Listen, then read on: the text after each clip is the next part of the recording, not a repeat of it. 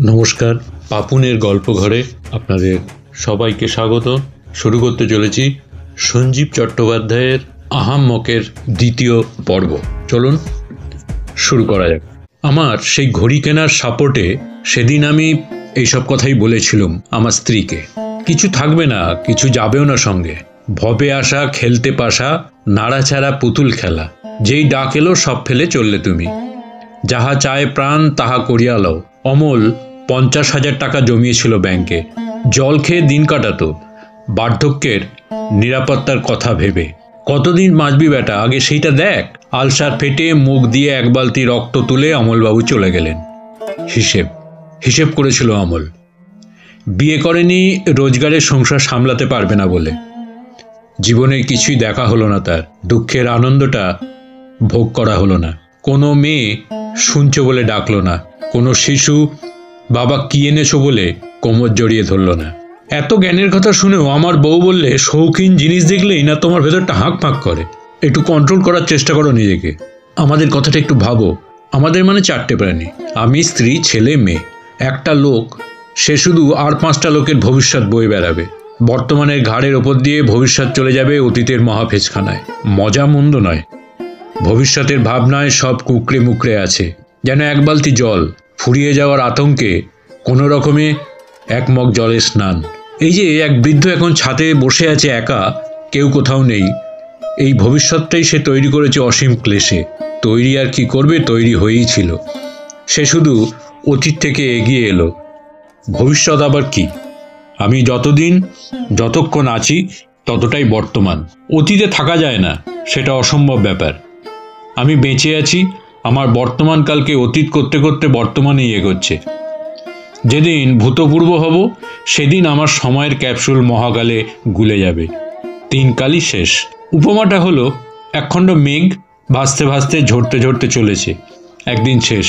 উপমা হলো মোমবাতি, জ্বলছে আর গলছে, এক রাত এক বাতি। জ্বলা শেষ, গলা শেষ, ভোর, জীবন ভোর, আর নেই। এই হলো ভবিষ্যৎ।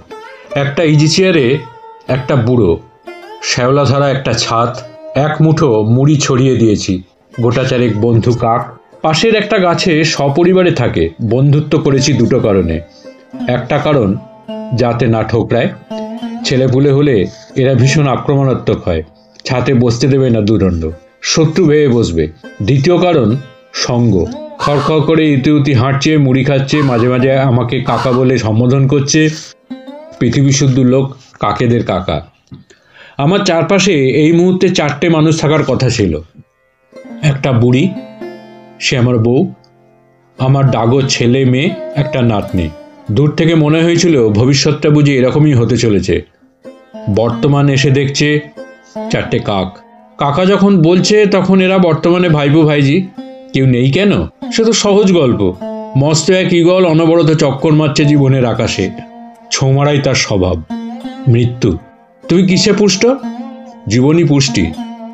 যতদিন ঈশ্বরের উদ্যানে জীবন ফেলবে ততদিন মৃত্যুর জীবন, তারপর জীবিকা। মেয়ে গেল শ্বশুরবাড়ি, ছেলে গেল বিদেশে। বুড়ো, তোমার চ্যাপ্টার তো শেষ হয়ে এলো, তবে আর কি? বাস্তবিটের ঘুঘুটি হয়ে বসে থাকো। বুঝলে বুড়ো, এই ছাদটাই হলো যত নষ্টের গোড়া, রুট অফ অল ইভিলস। এর তলায় একসময় আশ্রয় নিয়েছিল যৌথ এক পরিবার। সারাদিন পাখি সব করে রব। সেই পরিবারেরই এক প্রাণী ছিল এই বুড়ো। ডিম থেকে শাবক, ডানা, আকাশ। খুব শাসন ছিল, স্বাধীনতা ছিল ছাতে। মেজকর্তার প্যাকেট থেকে সিগারেট সরিয়ে আলসের আড়ালে বসে জীবনের প্রথম টান। প্রবল কাশি এবং চিৎপাত। হিতাকাঙ্ক্ষী প্রতিবেশী দোতলার বারান্দায় দাঁড়িয়ে প্রকৃতি দর্শন করতে করতে সরু সুতোর মতন নীল ধোঁয়া ও দমকা কাশির শব্দ শুনে শার্লক হোমস হয়ে গেলেন। ছোটকর্তার কানে চালান করে দিলেন তার দর্শন, শ্রবণ এবং অনুমান। রাতের দিকে সবাই যখন চিংড়ির মালাইকারির জন্য প্রস্তুত হচ্ছে, ফুলকপির কাবাব, তখন আমার কম্বল ধোলাই কমপ্লিট। মেজকর্তা বারান্দায় পায়চারি করছেন। তার হাহাকারে আমার অপরাধ, আমার অপরাধ। এই ভাইজি আমি ঢুকিয়েছি বাড়িতে। আমার ফুসফুস ধূমপানে অভ্যস্ত হতে পারল না, নিলে না। সিস্টেম রিফিউজ করলে। এই ছাতেই আমার প্রথম চুম্বন। ধূমহীন এক কাব্যিক অভিজ্ঞতা। তেমন সুস্বাদু না হলেও বেশ নেশা। কৈশোর আর যৌবনের সন্ধিলগ্নে সে এক ভীরু মহালয়া। বাড়ির গায়ে বাড়ি, ছাতে ছাতে জোড়া, বুক পাঁচিলের আইনগত বাধা। সে বাধা অতিক্রম করতে হৃদয়ের সামান্য সময়ও লাগে না। এই একটি জায়গায় প্রথম যৌবন অতিশয় দুঃসাহসী, যার মধ্যে গোপনীয়তা, অপরাধের গন্ধ মন নিয়ে গহ্বরে বড় আনন্দ পায়। আমি 10, সে 8। হঠাৎ মনে হয়েছিল লেখাপড়াটা নীল আকাশের নিচেই জমবে ভালো। এমন কথা তারও মনে হয়েছিল অবশ্যই। এ বাঁশিতে চিরকালই যে ফুঁ দেয়, সে বসে থাকে অন্য লোকে, কাব্য কুসুমের মহা আয়োজনে। সে বসন্তের কোকিল হয়ে ডাকে, নদী হয়ে চাঁদের আলোয় অভ্র ছড়ায়। সে এলো চুল হয়ে চওড়া পিঠে স্বপ্ন ছড়ায়। সে দূরে শাড়ি হয়ে তারে দোল খায়। সে মন ভোলানো হাসি হয়ে ঠোঁটের কোণে লেগে থাকে। আবক্ষ পাঁচিলের ওপাশে আমি প্রথমে তার খোঁপা দেখেছিলুম। তখন আমি রবীন্দ্রনাথের শেষের কবিতায় মজে আছি। ভেতরটা কেমন যেন উটের মতন হয়ে গেল। সাহারার মরুদ্যান দেখছে। বিশাল আকাশ হয়ে গেল, ছোট্ট চিল হলো, দিঘি হলো, পদ্ম হলো। ছাদ থেকে আর নামতেই ইচ্ছে করে না। যদি আবার আসে, যদি তাকায় একবার, ভাইব্রেশনে মিলবেই। সেও ছটফট করছিল। সমস্যা ছিল একটাই, কে আগে কথা বলবে। লজ্জা ব্যবধান। অবশেষে এক গোধূলি লগ্নে যা থেকে বড়াতে আমি প্রশ্ন করলুম কাঁপা কাঁপা গলায়, তোমার পরীক্ষা কবে? কি বাজে বোকা প্রশ্ন!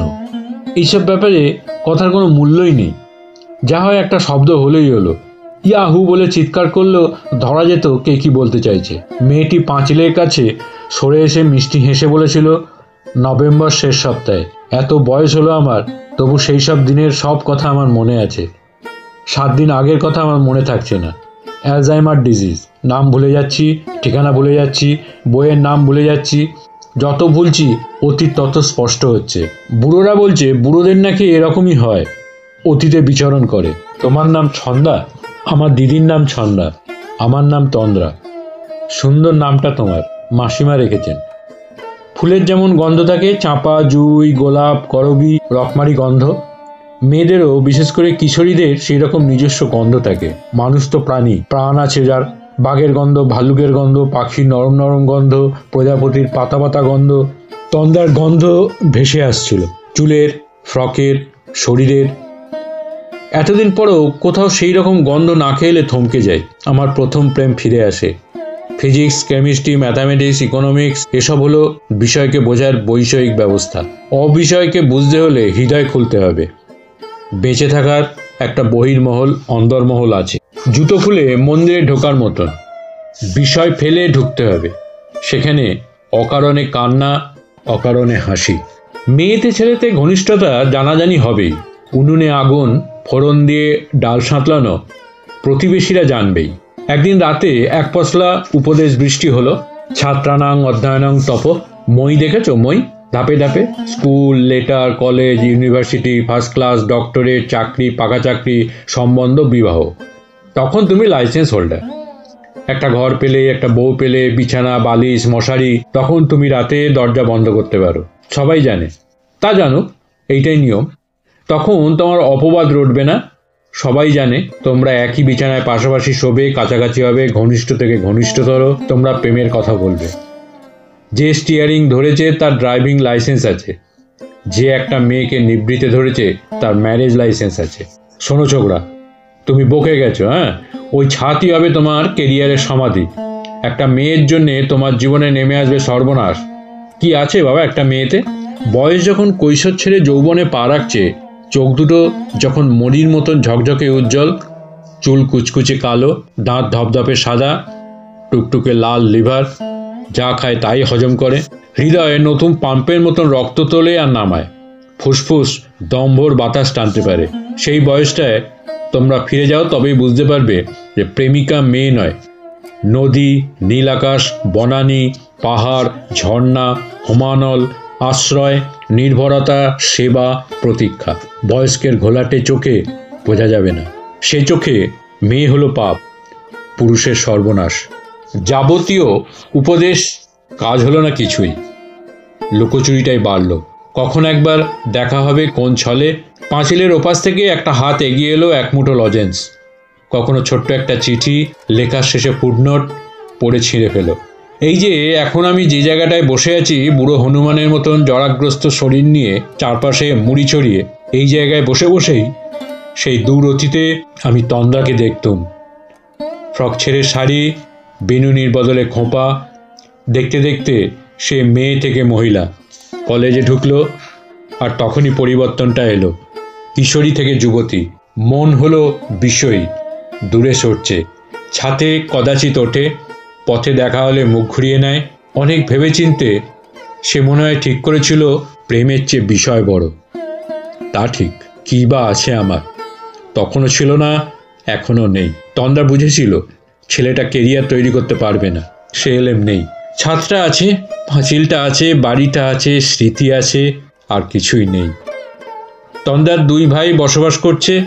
বড় ভাইয়ের মাথার গোলমাল দেখা দিয়েছে, রাস্তার এক পাশ দিয়ে মাথা নিচু করে হাঁটে, সোজা হাঁটতে হাঁটতে হঠাৎ ঘুরে গিয়ে উল্টো দিকে হাঁটা শুরু করে।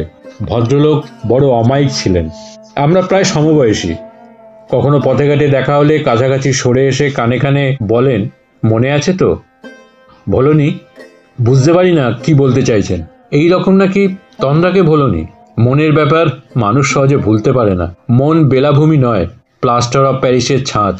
একজন আছে যে আমার দেখাশুনো করে, সে আমার কল্পনা। যখন যা সাজাই তাই সাজে, কখনো মা, কখনো দিদি, কখনো স্ত্রী, কখনো বন্ধু। পরামর্শ করি, হুকুম করি, আবদার করি। হেরে যাব নাকি? মানুষের কাছে হাত পাতব, করুণা চাইব? কখনোই না। এই যে সন্ধে হয়ে আসছে, একটু শীত শীত, আমার স্ত্রী এসে গায়ে একটা চাদর ফেলে দেবে। কাঁচা পাকা চুল, চোখে চশমা, প্রসন্ন হাসি। বয়স হলেও বয়সের ফারে নুয়ে পড়েনি। চাদরটা গুছিয়ে দিতে দিতে নিজের মনেই বলবে, আর মিনিট 15, তারপর ঘরে যাবে। কার্তিকের হিম গায়ে লাগাবে না, বয়স হচ্ছে, ভুলে যেও না। আমি জানি এই বুড়োর জন্য এই সাবধান বাণী বাতাসে ভাসছে, আমাকে ধরে নিতে হবে রেডিও হয়ে। এমনি কত বাণী আমার জন্য আছে এই ইথার তরঙ্গে। ছেলেবেলায় ওই ওপাশের মাঠে, যেখানে এখন নব্য বড়লোকদের ফ্ল্যাট উঠেছে সার, সেখানে যখন ডাঙ্গুলি খেলতুম, তখন বাবা এসে শাসন করতেন, লেখাপড়া করে বড় হও, তারপরে গুলি খেলার অনেক সময় পাবে। এই ছাতে যখন ফ্যাঁচাত ফ্যাঁচাত করে শিকিতে ঘুড়ি হ্যাঁচকাতুম, তখনও সেই এক শাসন, আগে কোনো রকমে বড় হও, তারপর যত খুশি ঘুরিয়ে উড়িও, কেউ কিচ্ছু বলবে না। আমার বউ বলতো, যতদিন আমি আছি ততদিন আমার কথা শুনে চলতে হবে, যখন আমি থাকবো না তখন যা খুশি তাই করো। এখন আমার বয়স হয়েছে, বুড়ো হয়ে গেছি। এখন আমি ডাঙ্গুলি খেলবো, না ঘুড়ি ওড়াবো, না যা খুশি তাই করবো? তেঁতুলের আচার খাবো, গরম আলুর চপ, না সন্ধ্যের আধো অন্ধকারে সপ্তমী পুজোর দিন তন্দ্রাকে নিষিদ্ধ চুম্বন, ভিজে ভিজে ঠোঁট, হিলহিলে জিভ। তন্দ্রা দুহাত দিয়ে আমার কোমর জড়িয়ে ধরে রেখেছিল। বুকে বুক লেগে গিয়েছিল বিপুল আনন্দে, আমাদের শরীর কাঁপছিল। কঠিন শাসনের ফাঁক দিয়ে বেরিয়ে এসেছে দুই কারাবাসী। পুজোর হুল্লোড়ে সবাই মেতে আছে। ঢাক বাজছে বারোয়ারিতলার প্যান্ডেলে। ছাড়তে ইচ্ছে করছে না, আবার ভয়ও করছে। কার্তিকের প্রথম ছাতের মাথায় আকাশ প্রদীপ, সপ্তমীর ফালি চাঁদ, অবাক শিশুর চোখের মতন একটা তারা, হাতির মতন শরতের একখণ্ড মেঘ। হঠাৎ কার কাশির শব্দ, দুজনের বন্ধন ছিটকে গেল। তন্দ্রা পালালো পাঁচিল টপকে। ভালো ছেলের মতন মুখ করে নেমে এলুম নিচে। তখন সেই ভয়ঙ্কর অভিজ্ঞতার কথা বন্ধুদের বলতে ইচ্ছে করেছিল। গল্প নয়, সত্য এক প্রেমের কাহিনী। সে যুগে একটা ছেলের সঙ্গে একটা মেয়ের ভাব ভালোবাসা হওয়া এখনকার মতন অত সহজ ছিল না। নির্জন ছাদ স্মৃতি নিয়ে পড়ে আছে। ছাদটার বয়স তো কম হলো না, রোদে পুড়ে জলে ভিজে কালো হয়ে গেছে। স্মৃতির গুঁড়ো জমে আছে কোণে কোণে। কতকাল আগে বিশাল এক প্যান্ডেল এই পৃথিবীকে। বুড়োর তখন পাট ভাঙা যৌবন, চাকরি বাকরি করছে, বিয়ে হচ্ছে, ছোট কর্তা বৃদ্ধ হয়েছেন, মেজ কর্তা বিদায় জানিয়েছেন। টানো হয়েছিল এই ছাতে। তার শ্রাদ্ধেও অনুরূপ একটা প্যান্ডেল হয়েছিল। তফাৎ এই, সেটায় শোক, এটায় আনন্দ। লোকজনে বাড়ি ভরে গেছে। প্যান্ডেলে একপাশে হালুই করের কেরামতি চলছে, পোলাও তৈরি হচ্ছে, বিশাল পেতলের হাঁড়ির মুখে একটা ঢাকা, তার উপর চাপাচ্ছে জ্বলন্ত কাঠকয়লা। একটা চালের গায়ে আর একটা চাল লাগবে না। এখন তরিবাদির জিনিস নামাতে হলে এই কায়দা। জায়ফল আর জাফরানের সুগন্ধ, বিদ্যাসাগরী চটি পায়ে দিয়ে ছোট কর্তা সুপারভাইজ করছেন। সাত জলের ড্রামে কেওড়া দেওয়া জল, শীতকাল, নভেম্বর শেষ, কমলালেবুর চাটনি হবে। দুজন কমলালেবু ছাড়াচ্ছে। গন্ধে ইডেনে ক্রিকেটের কথা মনে পড়ছে। ভারত বনাম West Indies. Vijay Hazare, merchant, Mankar, কাঠের বারকষে দরবেশ পাকানো হচ্ছে পেস্তা, বাদাম, কিশমিশ দিয়ে। বাচ্চারা ছোঁকছোক করছে যদি একটু পাওয়া যায়, কিন্তু কড়া পাহারা। এই ছাতে সেদিন কি ব্যস্ততা! ইলেকট্রিকের লোক লাইন টানছে, ডেকোরেটরের লোক ঝালর ঝোলাচ্ছে, বাঁশে ভেলভেট মুড়ছে, ফুলের লোক মালা দোলাচ্ছে। যে জল তুলছিল সে শীষ দিচ্ছিল হিন্দি গানের সুরে, জিয়া বেকার আর হ্যাঁ সেই বাহার হ্যাঁ। ছোট কর্তা এক ধমক লাগালেন। ছেলেটা একটু ফচকে মতন ছিল। সে হাসতে হাসতে বলেছিল, ছোটবাবু, এটা বিয়ে বাড়ি, ছেড়াদ্দ বাড়ি নয় গো। ছোট কর্তা ক্ষমা করে দিয়েছিলেন। সকাল থেকেই উদ্বেগ চলছিল, দই আসছে না, দই আসছে না। হঠাৎ চিৎকার উঠল, এসেছে এসেছে, স্পেশাল দই, একটু দূর থেকে আসছে। ছোট কর্তা বিশেষত্বটা তার বন্ধুকে বোঝাচ্ছেন। ভার উপর করলেও দই পড়বে না, প্রত্যেকটা হাঁড়ির গায়ে খড়ি দিয়ে ওজন লেখা।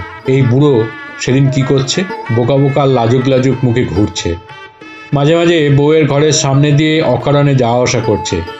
মেয়েরা ঘিরে বসে আছে, রকম রকম সব মেয়ে। উচ্চলিত হাসির শব্দ, চুরির রিনিঝিনি। একবার এক ফাঁকে একটু চোকাচোকি হয়েছিল, সে যেন পাতা সরিয়ে ফুল দেখার মতন। অনেক রাতে নিমন্ত্রিতরা যখন সবাই চলে গেলেন, তখন পরিবারের সবাই বসলো আহারে। নতুন বউ একপাশে, তাকে সবাই আদর করে খাওয়াচ্ছে। মাথায় এক চিলতে ঘোমটা, ছোট্ট কপালে টিকলি, ফর্সা মুখে লাল চন্দনের ফুটকি সাজ, লাল বেনারসি, জড়ির পার, গোল হাতের সোনার চুড়ি। সবাই সাজছে, খাও একটু খাও।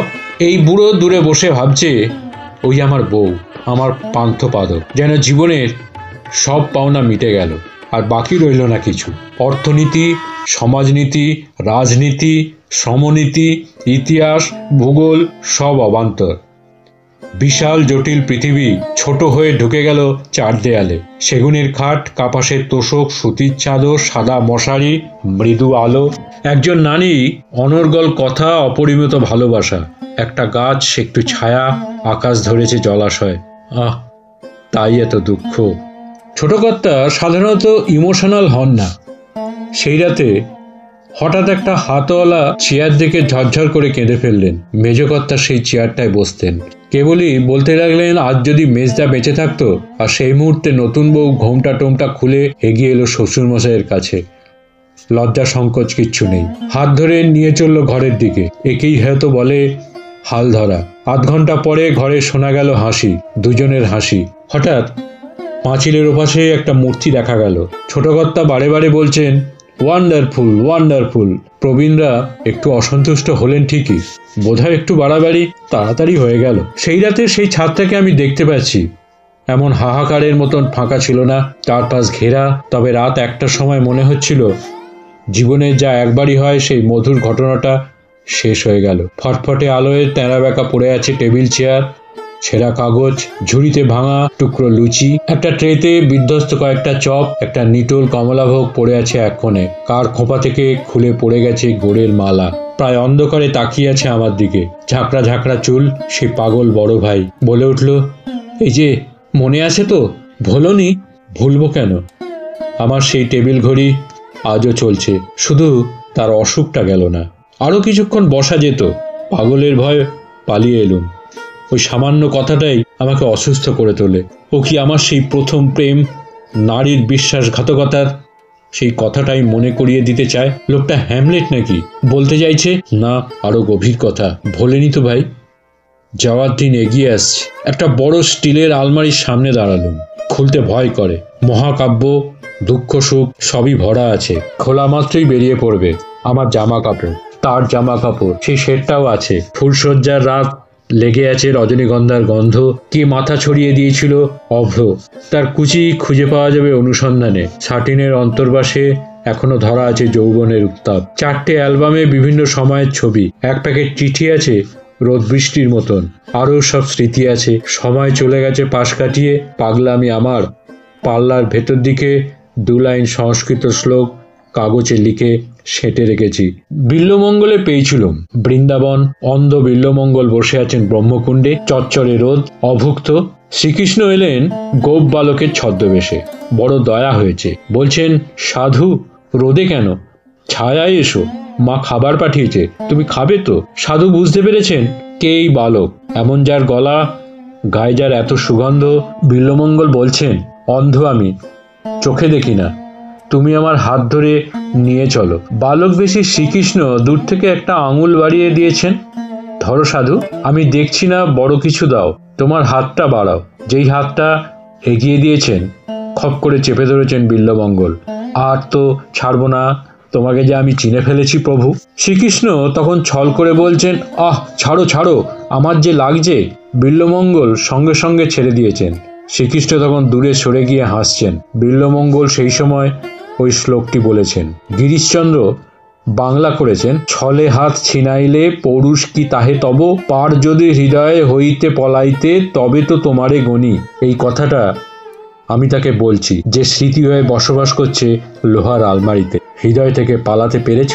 নীল চাদরটা বের করলুম, শীত শীত করছে, আলোয় ধরেছে বাদুলে পোকা, মৃদু হলেও আসবে শীত। যে কথা বলছিলুম, ঘড়ির অসুখ, তাড়াতাড়ি ভোর হয়, আগে আগে চলে, ভাবে আগে চললেই বুঝি তাকে সন্তুষ্ট করার জন্যে পূব আকাশ লাল হবে। 8টার সময় 9টা বাজে। আমার জীবনটাকে ছোট করে দিতে চায়, সারাটা জীবন আমার সঙ্গে মজা করে যাবে। সাধু কবিরাজ বলেছিলেন বউকে ভোরের হাওয়া খাওয়াবে। আমরা অ্যালার্ম দিয়ে শুতুম, কে জানতো ঘড়ির কেরামতি। একদিন অ্যালার্ম বাজলো, প্রবল শীত, বিলিতি কায়দায় আমাদের জামা কাপড় চেয়ারে পাট করাই থাকতো। তড়ক করে বিছানা থেকে নেমেই সব পরে ফেলে সোজা রাস্তায়। আমরা যেদিকটায় বেড়াতে যেতুম সেদিকে প্রাচীনকালের অনেক বড় বড় গাছ ছিল, পুরনো মন্দির, গঙ্গার ঘাট। রাস্তায় এসে রাতটাকে ভীষণ ভারী মনে হলো। রাতের তখন বেশ ওজন রয়েছে। রাস্তার ধারে জলের কলগুলো শুকনো খটখটে, সারাদিনই যা ভিজে থাকে। জল পড়ে ছটছট শব্দ, বালতির পর বালতি, থমকে দাঁড়িয়ে পড়তে ইচ্ছে করে। কাক ভরে শুকনো কলের সৌন্দর্য দেখি। সিমেন্টে জমানো ধাপ সাদা হয়ে আছে। দুটো চিতি ব্যাঙ ল্যাম্পপোস্টের আলো বেশ চড়া। কটা বাজলো বলো তো?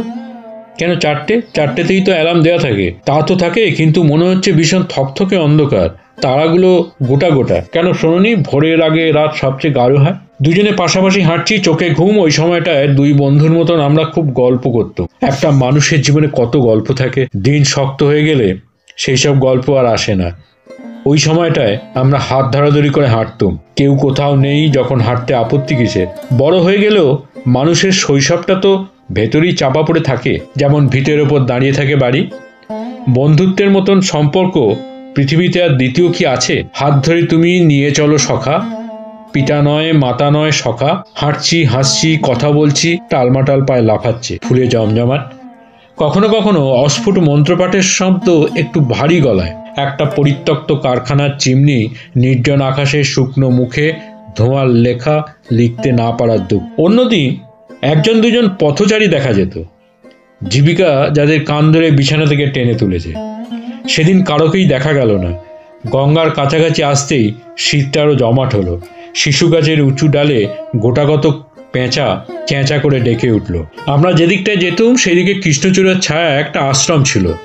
টিনের চালের বাড়ি, ছোট ছোট খুপড়ি, নাট মন্দির, করবি আর টগর গাছ। এখনো যে পেঁচার গলায় ভীষণ জোর। রাস্তার পিছে উঠে খোয়া বেরিয়ে পড়েছে জায়গায় জায়গায়। অসহায় অশ্রদ্ধ ঝিম মেরে আছে ভোরের অপেক্ষায়। ভোর হওয়ার আগেই তো ওদের গলার জোর বাড়ে। দিনকে প্রশ্ন করে, কেন কেন এলে কেন? পথ ঘুরে গিয়ে গঙ্গা সমান্তরাল হলো। এই অংশটা অপূর্ব। মনে হতে পারে রাত, তাহলে ভোর হবে কখন? কোনো তীর্থে এসেছি। হাঁটতে হাঁটতে আমরা সেই ঘাটে এলুম যেখানে শ্রী চৈতন্যদেব 500 বছর আগে পদার্পণ করেছিলেন। জায়গাটা খুবই নির্জন, চারপাশে ঘুপসি ঝুপসি বাগান। দূর থেকে দেখছি ঘাটের চাতালে আগুন জ্বলছে। 4-5টা কালো কালো লোক শাবল দিয়ে বাক্স প্যাঁটরা ভাঙছে। মনে হলো দলটা সশস্ত্র। আমরা দুজনে দুটো বাচ্চার মতন আড়ালে গা ঢাকা দিল। প্রচুর অন্ধকার আমাদের সহায়। গাছে গাছে পেঁচাদের তারস্বরের চিৎকার। আমার বউ ফিসফিস করে বলল, ডাকাতের দল ডাকাতি করে এনে সিন্দুক টিন্দুক ভাঙছে, যেন জানতে না পারে আমরা এইখানে আছি, গুলি চালিয়ে দেবে। ভয় পেতে কি ভালোই না লাগে, মৃত্যু ভয়। আমরা তখন নিজেরাই চোর হয়ে গেলুম। সাবধানে পা টিপে টিপে পালাচ্ছি, যেদিক থেকে এসেছিলুম সেই দিকে। একই সঙ্গে দুরকম ভাব খেলছে মনে, ভয় করছে, মজাও লাগছে। মজা এই, একদল ডাকাত বুক ফুলিয়ে আগুন জ্বেলে সশব্দে চোরাই মাল ভাঙছে, অদূরেই থানা, আর আমরা দুটো নির্ভেজাল সৎ মানুষ চোরের মতন পালাচ্ছি। যদি ভিডিওটা ভালো লেগে থাকে তাহলে চ্যানেলটিকে সাবস্ক্রাইব করে পাশে থাকা বেল আইকনটিকে প্রেস করে দেবেন, যাতে পরবর্তী পর্ব দিলেই সাথে সাথে তার নোটিফিকেশনটি আপনাদের কাছে পৌঁছে যায়। লাইক করবেন, কমেন্টস করবেন, ভালো লাগলে শেয়ার করবেন, পাশে থাকবেন। ধন্যবাদ, নমস্কার।